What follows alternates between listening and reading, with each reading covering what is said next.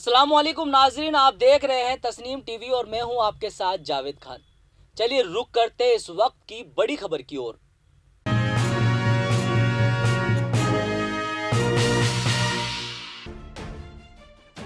दिल्ली की एक अदालत ने जवाहरलाल नेहरू विश्वविद्यालय के पूर्व छात्र शरजील इमाम को राजद्रोह के केस में शुक्रवार को जमानत दे दी है।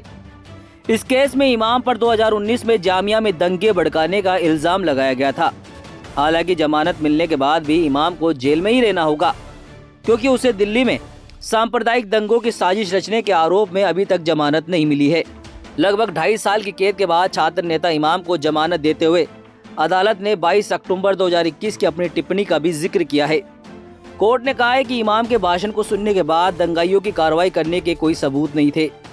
अतिरिक्त सत्र न्यायाधीश अनुज अग्रवाल ने कहा कि इसके मद्देनजर और वर्तमान मामले के गुण दोष पर टिप्पणी किए बिना आवेदक या मुलजिम शरजील इमाम को 30,000 रुपये की जमानत की रकम के साथ ही इतनी राशि के निजी मुचलके पर जमानत दी जाती है। न्यायाधीश ने कहा कि जमानत इस शर्त पर दी जाती है कि इमाम हमेशा मोबाइल पर उपलब्ध रहेगा और संबंधित जांच अधिकारी को अपने पते में होने वाले बदलाव की सूचना देगा।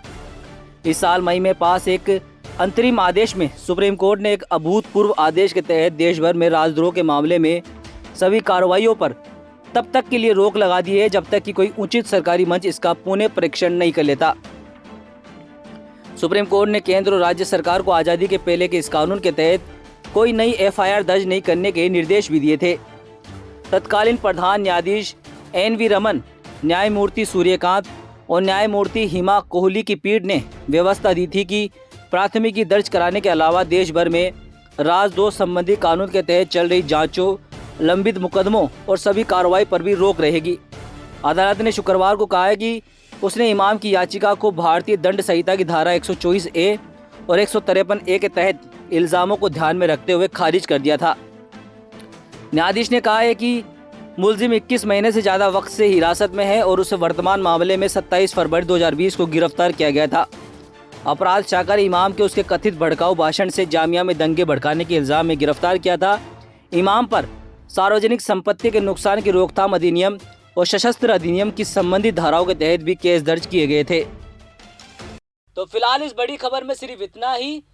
दूसरी बड़ी खबरों के लिए आप देखते रहिए तस्नीम टीवी और मुझे दीजिए इजाजत। तब तक के लिए अल्लाह हाफिज।